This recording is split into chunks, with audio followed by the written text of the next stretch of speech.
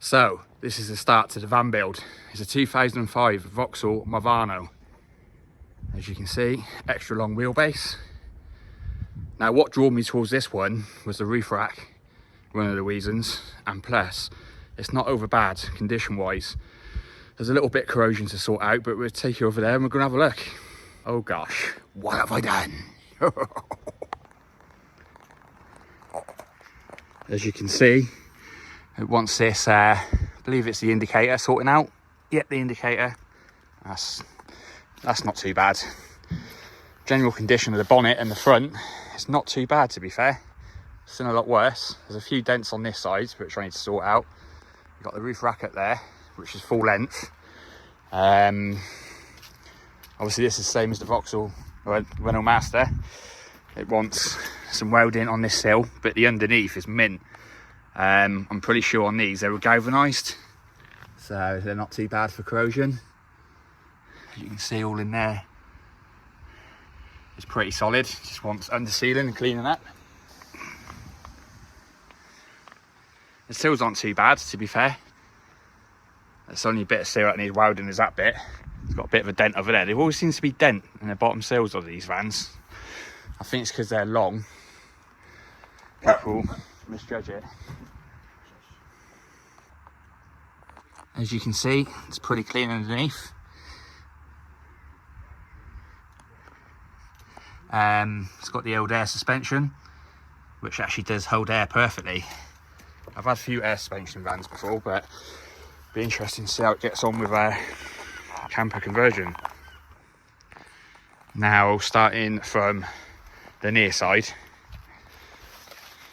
as you can see, it's not as clean as the offside. There's a few dents down here. It's a bit of rust here to sort out, but generally though, I would say it's not in bad condition. Obviously we've got a window on the side loading door, and there's two windows in the back. So that's the outside then. Let's go and have a look on the inside, shall we?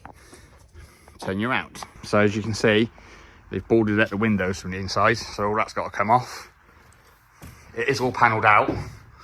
Whether I'm going to keep that panel in or replace it with new, but either way it'll be coming off because I need to get behind it to insulate it all. It needs a bloody good clean. As you can see, that's all good. It's actually a fair size in here, to be fair. Fair size, to be fair.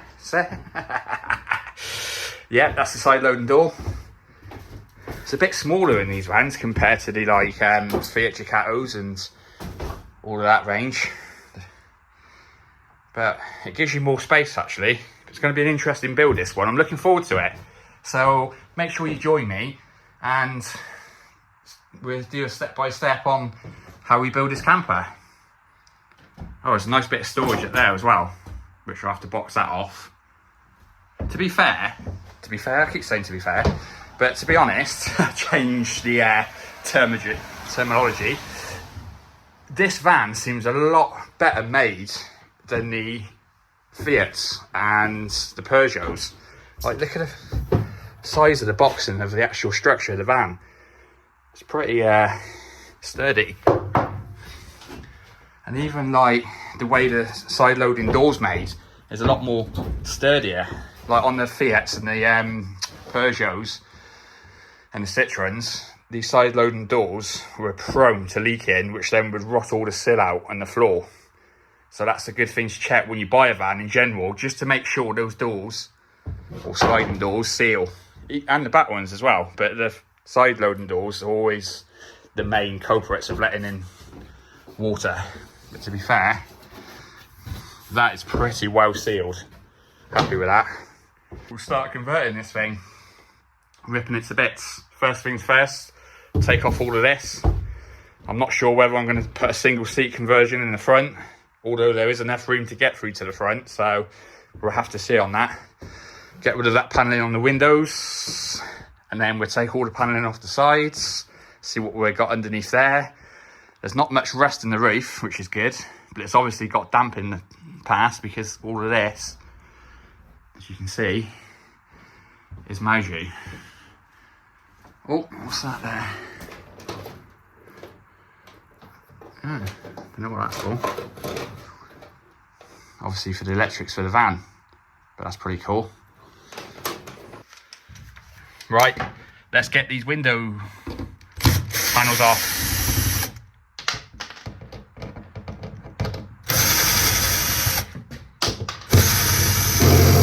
Woohoo! I'm not sure what it's done here, but it's like he bloody glued it to the wall. Oh! Wow. Bit of light. That's a bit better, isn't it? It's a shame that window doesn't open. It's like I'm going to have to fit another window in this side. Although I don't really want a window there. An opening window. Or maybe a little one above the bed. Wow, that's that off. Let's move on to the back doors. I like the way they use this polystyrene. It's a shame we can't reuse it, but obviously we want the window, so. Tinting's brilliant on that. I'm going to have to redo that. So one thing I can do is retint windows. Well, basic windows like that I can. Can't do cars, the rear car windows, but those windows I can do. I will do. That one is next.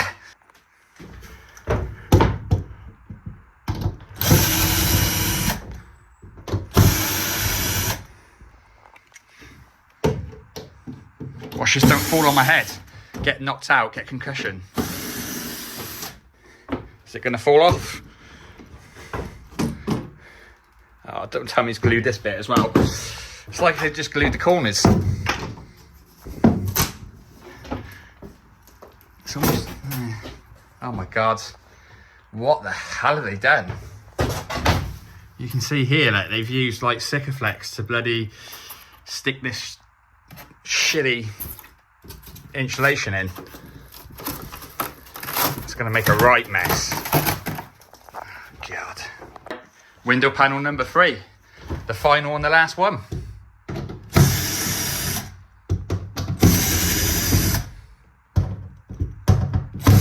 Let's get this rude boy down. Rude boy. One more screw left.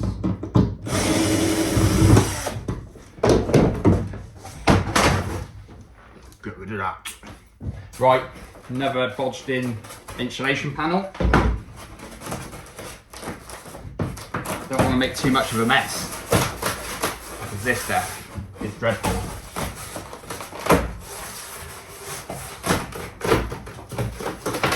Come on.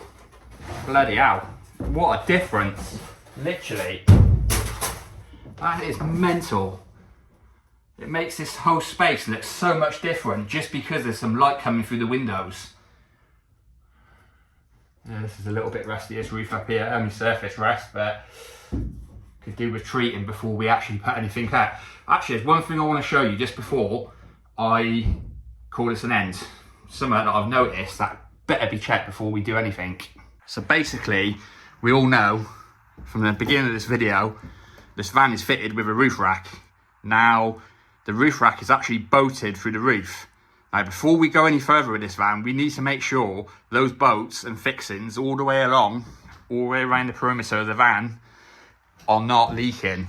Because the last thing we want to do is insulate it, stick up the roof, build the whole van, just to find out there's a leak. I've done this once or twice before, and it is not nice. So just make sure, in general as well, the roof has got no leaks. If you need to, if it's like you're doing it in the middle of the summer, get a hose pipe on it for 20 minutes and absolutely drench that roof, because you do not want it leaking afterwards.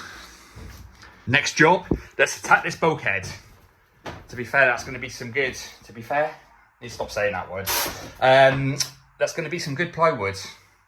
I might build a half bulkhead in it like my other van. I will show you that one on another channel. On another episode. Let's get it removed and get some more light in this van. Like, look backwards from here.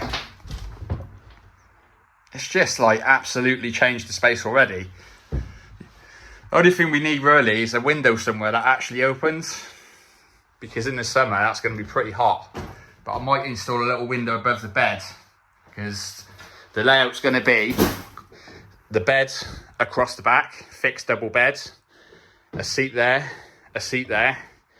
a kitchen area down there, and then maybe a small kitchen unit there, and then a bulkhead down here across to there, and this is going to be open with a curtain so you can walk straight in from the actual back living space into the front of the van. To me, that's very important because it's annoying keep going in and out the side door, especially in the winter. Summer's not too bad, but when it's pissing down with rain, the last thing you want to do is go out to get in.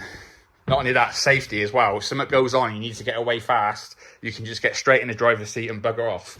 That to me is crucial, especially if you've got kids. So yeah.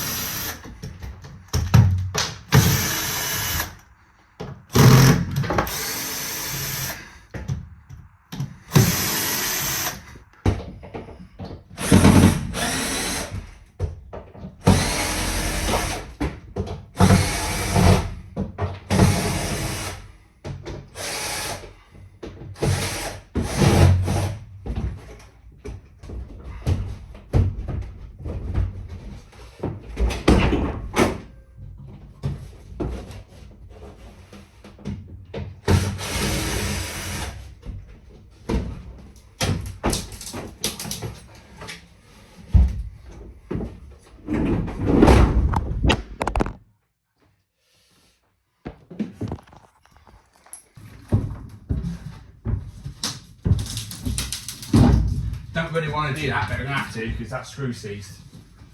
There you are. Lots of bits of good wood saved. That will save you money in the long run. Now let's get this bottom bit out and then get tidied up in here. And then we can move on to doing all the sides, getting them off. Or I'm going to have to take a bit of care because I don't want to ruin the sides, because at least they'll be good for a template if I can't use them. I'm not sure how I'm going to go about paneling the sides or paneling the roof. Not got that far yet. I've got the layout. I'm not sure to carpet the sides and maybe acoustic panel the roof. Not sure. Maybe actually you can let me know. Or, you know, I don't want to spend loads of money. This is a budget build, but a good build. Not a cheap throw bits in and it's done. It's going to be a custom made van, but at the same time it's got to be cheap-ish.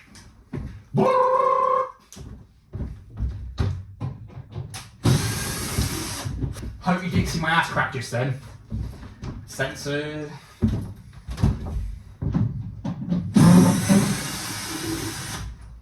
There is bloody screws everywhere. Such a messy get. I'll tell you what is amazing is when you've just got a box van and it starts raining, you notice how loud it sounds on the roof. Now, in my other van, which I've heavily insulated the roof and it's got solar panels on, you can hardly hear it. You can just hear it faintly, which at night is quite actually soothing. This is going to be the first episode of the van build. Now, there's nothing on this van I'm not going to do myself. Everything's going to be done myself. It's got MOT till July, so I don't have to worry about that too much. Although I have had a really good look underneath, and to be honest, it's actually in really good condition.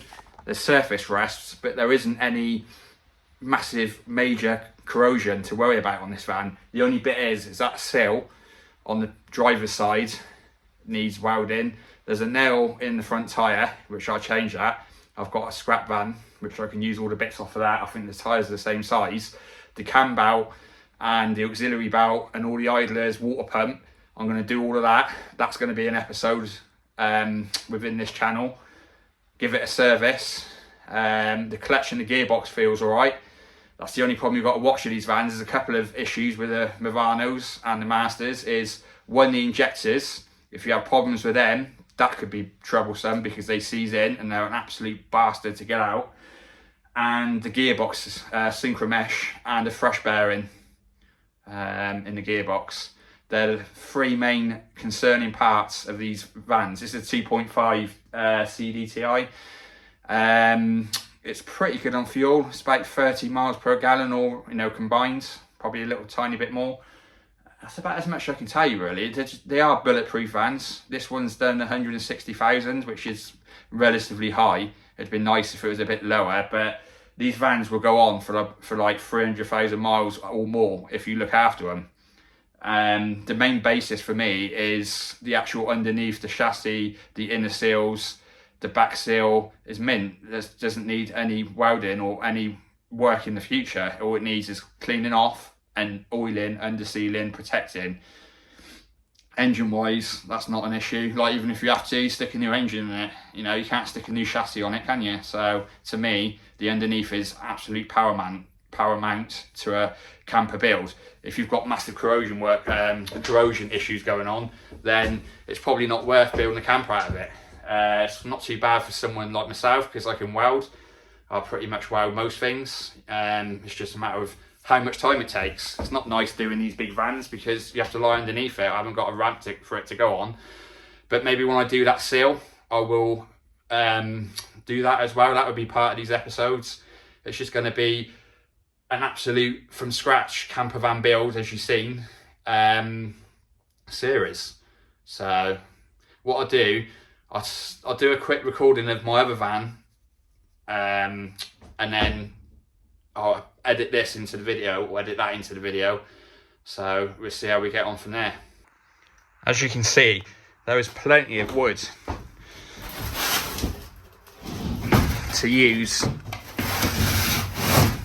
for the build, and I've got loads of wood everywhere. I've got most things to build this van, to be fair. There's a few things I'm going to need, like solar panels, maybe some wiring, sink, fridge, but the main basis of this van I have already to build it. So that is a blessing in its own. Oh, interior, we've not looked at the interior. It's not horrendous, it's not absolutely mint, but it's not that bad either, to be fair. Obviously the seat will be going. Nice spot of coke for the journey. It's always a daunting journey when you first get a vehicle, because you don't know whether like it's going to break down on the way home, which should be my luck. But yeah, the floor as well, it's what I always look for in vans, because a lot of times you find the floor's got big holes in the actual rubber, especially on high mileage stuff. But yeah, that's the interior. Let's lift the old bonnet up and have a little gander under there before we conclude on this video.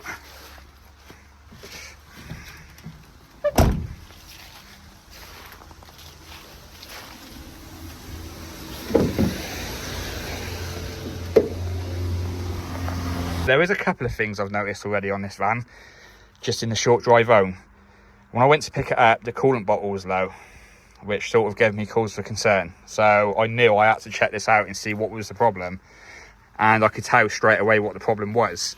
So basically, it's going to be hard to see, but there's a pipe here, which has got like a plastic fitting with O-rings in it. And I'm pretty sure one of those O-rings are probably perished, because it's got a very slight weep on the actual fitting. Now that's not an issue, I can sort it out really easy, so that's going to be good. I'm going to have to drain all the water anyway when I do coolant, when I do the cam belt, which the cam belt's down there, which shouldn't be too bad of a job. I've done one of these before, I'm sure I have, and the auxiliary belt's going to need doing as well. Now you can see the general condition. Okay, it's dirty in there, but it's not massively bad on oil leaks. And to be fair, the injectors look dry, so that's always a good thing. If you're going to buy one of these vans, check around the injectors to make sure they're not leaking, because that can be an absolute pain in the ass if you need to do injector seals. Obviously check your coolant's not milky. You can always check the air filter, but you probably won't do that if you're going to buy it. You do that anyway. Once you buy a van, get it serviced. If you haven't got a history of the cam belt, change the cam belt, get that done, and the auxiliary belt and all the idlers on that auxiliary, because you don't want any of that failing. Even if the auxiliary belt snaps, you can wrap itself around the crank pulley and take out your cam belt. So that's always something to think about. Make sure the clutch is good. The clutch is brilliant in this van. Make sure the gearboxes, there's no crunches, and it's relatively smooth. These aren't the smoothest boxes, but they should be going in and out of gear relatively easily without any resistance or any crunches. Get yourself underneath, check there's no oil leaks. You might have a bit of oil, you know, older diesels will have a bit, but if it's absolutely lathered in oil and you can see oil on the floor, then I would probably walk away. But yeah, this one looks pretty much solid. What I do really want to quickly show you guys and sort of drum in is about corrosion. Now, this is really what you need to check when buying a van. It's the main important thing. And the main places on any van you're going to be looking for corrosion is around the wheels, because that's where all the water and the road soaks and the stones chip the paint and get in and corrode. Not only that, the front of the van, so like the cross member, the back of the van, especially the rear cross member, if that's rotten, that's where it's going to start first normally. And around the jacking points of the front wheels, the seals, the chassis are normally pretty good. But like when you're checking for corrosion, you want to turn this wheel one way or the other and then just get in there. That's just mud there. And look all the way around and around the top, especially on the Fiats. They've got turrets here. Check all in them. All down here. As you can see, this is pretty good. And same on all four corners. Check outer seals. I know this bit here I need to do, which I'll cut it from there to here and redo all that. Inner seals under here all the way along, like I said, the rear cross member and all along the other side. Check the floors as well. If you've got a good solid van, that's halfway, well, that's 3/4 way there, to be honest. Just like here's a prime example. If you look in there, look at this there. Now, I always go around my van every few months, dig out all the mud and dirt and crap. That is absolutely soaking. That's asking for trouble. This is the old Fiat Ducato. So I thought we'll have a quick look at this. This is one that I've converted.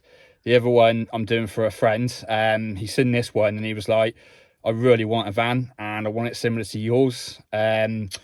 He's budgeted like 2.5 grand. That's with buying the van. He spent 1,200 quid on that van and he's going to spend, what, another 1,500 quid, something like that, on the conversion.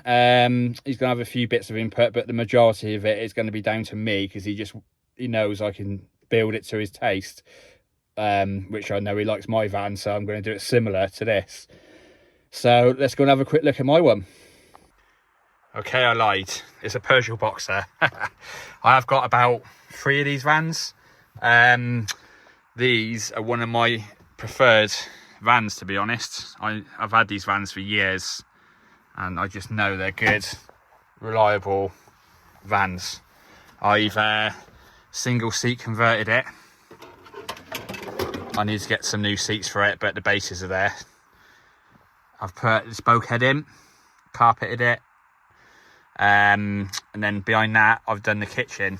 Now let's have a quick peek in the rear. As you can see, it's not 100% done. There's lots of little bits I need to do still, which I'll do over time, but it's done enough to use, which we will be going away in it tonight, which will be next week's episode on the van build, and with a little bit of outings thrown in to give you guys some ideas where to go in your vans whilst I build the other van. Let's have a look. So I've gone for, like, we're going to build Matey's van, which is a double bed, which is fixed, completely fixed in. So when you get home at night, you can just jump into bed, chill out, done. You don't want to know this business of making up beds. It's all down to preference. That's our preference. In our last van, it was the same. Basically, we built this van off of our last van because our last van works, but with a few more added extras as this one's a bit bigger. So we've gone for the acoustic panelling on the roof. As you can see, I still need to put that shroud on that skylight. I've had quite a lot of problems with that skylight, to be honest. I'm not too impressed. I got it from Halfords and, to be honest, probably been better off getting it from Temu. I need to do some touch-ups on some paint work.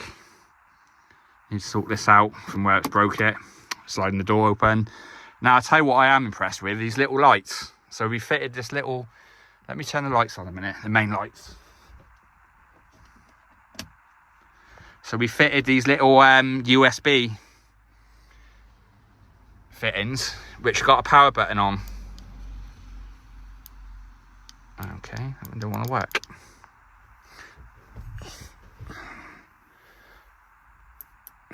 Just like that. Not sure why that one is not working, but that's going to be another job to... Oh, there you are. Must not have been pressing it properly. Yeah, they're pretty cool, these lights. Like, you can bend them to whichever way you want. So if you want it that way, you can bend it down, you can bend it up, backwards, sideways, whichever way you want it, really. This is just a double bed. Gone for acoustic panelling, both sides of the bed. We've got our TV, which swings out. You can like move this TV right over to this side if you wanted to. So when you're in bed, you can have it there. But obviously when you're sat here, you want it pushed back over the other side. It's all right, trying to do it with both hands. So I built all the cupboards. These cupboards were built from scratch. Got the cupboard doors from B&Q, as you can see. I need to put the doorknobs on yet. I have got them, but what I have done as well, that's our little night heater.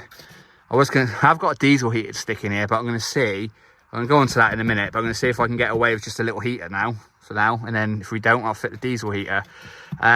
This is good. The rubber matting, the non-slip rubber matting, I've put it in all the cupboards, stop things moving around and rattling, but they go all the way down.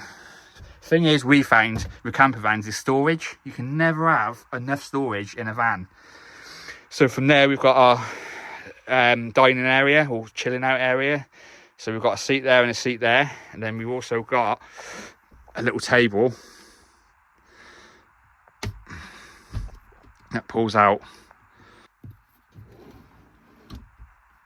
like so.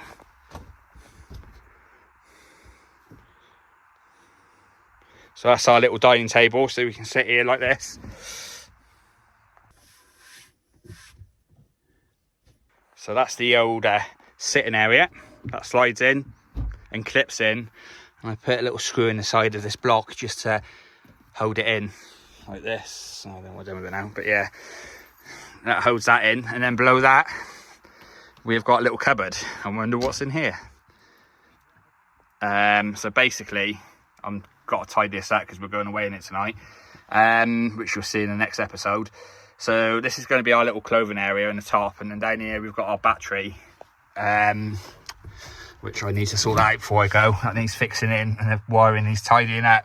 But in here we've got a lithium ion 280 amp hour battery, which gives you, I don't know, it's like 300 kilowatts an hour, something like that, which is a hefty battery. We've got solar panels up on the roof, solar panel there, MPPT there, which I want to upgrade because that's quite not good enough for this lithium battery. But in the summer it could kill the battery, but winter it's not too bad. I'll get that replaced in the next few weeks. We have got a direct battery to battery charger. That's a sophisticated Renology one, which is set up for lithium batteries, which will charge that battery in about an hour of running. We have got also a inverter, which is 1600 watt inverter, which runs this plug socket here. So we can run heaters, we can run the vacuum, we can run an air fryer, and you know, hardly use any battery power when that's fully charged. That is an absolute game changer. Not only that, it connects to your phone as well, so you can tell like whether how much charge you've got in it, percentage. Like when you're using these appliances, you can tell how long you've got left running that appliance. It's brilliant. I suggest you get a lithium battery with a Bluetooth connection on it. That one is, what is that one? Eco-worthy. The whole system's eco-worthy, which is a budget but a branded make. So we've got eco-worthy solar panels, eco-worthy battery, and MPPT at the moment, although I want to change the MPPT to a Victron. Don't really need a Bluetooth one because the battery does all that. But anyway, there's the plug socket, the 240, which is ran by the inverter, which is in the garage. And then you've got obviously your USB. I like these little ones. Turn them on and off. I think they're 3 amp, which they charge nice and quick, one each side. so you can have it plugged in when you're sat at a table charging your phone, and also you can charge your phones off the same ones up there. Let's go around to the kitchen. So kitchen area, hob, the gas bottles in the boot, which I'll show you later, the fridge. This is the electric 12 volt 240 volt fridge. This was brand new. This is a good bit of kit. I think it's 45 litres, which should do what we want to do. Not 100% finished. I want to box in these with some white panelling just to finish it off. And at the top, got a kitchen drawer full of all our utensils. Nice worktop. Every single bit of this van I've built myself. I'm not a carpenter or anything like that. It's just common sense, I think. You've got a little shelf here. I was thinking about putting a lip on here, but we've been running it with these non-slip pads, which are brilliant, to be honest. And we've got all the same in here as well. And then fit these little clips on the doors, which they clip in. Stops it rattling and stops them open and banging around. That works really well. Now these cupboards, actually got them from IKEA. I think, because I hate it when people use full-sized kitchen cupboards. I think it looks dreadful. Not so much looks dreadful, but you'll be like out here, you're going to lose all that room. The worktop, I've cut down the backs. As you can see, it's probably what, 1.5 foot, just over maybe. And the same with this one. Just move that tea towel. So basically, this is a smaller cabinet. Move my shoes. Again, the same sort of thing, but this is our kitchen area. So we've got a sink, the mixer tap, we've got our shelves with all our bits and bobs, we've got the water tank and the wastewater tank. I was going to put the waste pipe through the floor, but I quite like the idea of trapping it in there and then we can just empty it, because otherwise as well, if we emptied the water tank, if the wastewater just went outside and you parked up, it's going to be right by the door. I don't want to be traipsing it in and out of the van. Got the splashback here and these splashbacks, which I've made out of the old cut off part of the worktop. It's best not to waste anything. If you can use it and it looks good, why not? Gone for a small plastic sink, black, everything's black. Gone for that theme. Got a little compartment up here, which I've all boxed in and made. Light switch for the lights, which the lights are obviously LED strips, which is just turned off by this light switch here. And that really is the van. It's not completely finished, but it's about as finished as it's going to get for a minute. I need to paint this, but this is what it looks like from the back. Pretty cool. Oh, let me just show you that. So the kitchen area has a proper table. Hold on a minute, I'm going to have to move this forward. You have to do a few things. So that pops it there like that, so it makes it into like an L-shaped kitchen. So we've got this space here, obviously a hob. We've got all this work surface, which that's pretty solid, to be honest, all along here. And then we've got our kitchen sink. What I was planning to do, which I got from the range, is this little chopping board, because it's a similar colour to the kitchen counter worktop, is make it to drop into that sink. So then when you're cooking, you've got all this room to put plates and cooking stuff.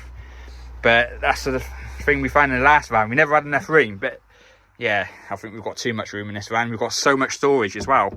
Literally, like, we've got that much storage, we can't actually use it all, which can't be a bad thing, can it?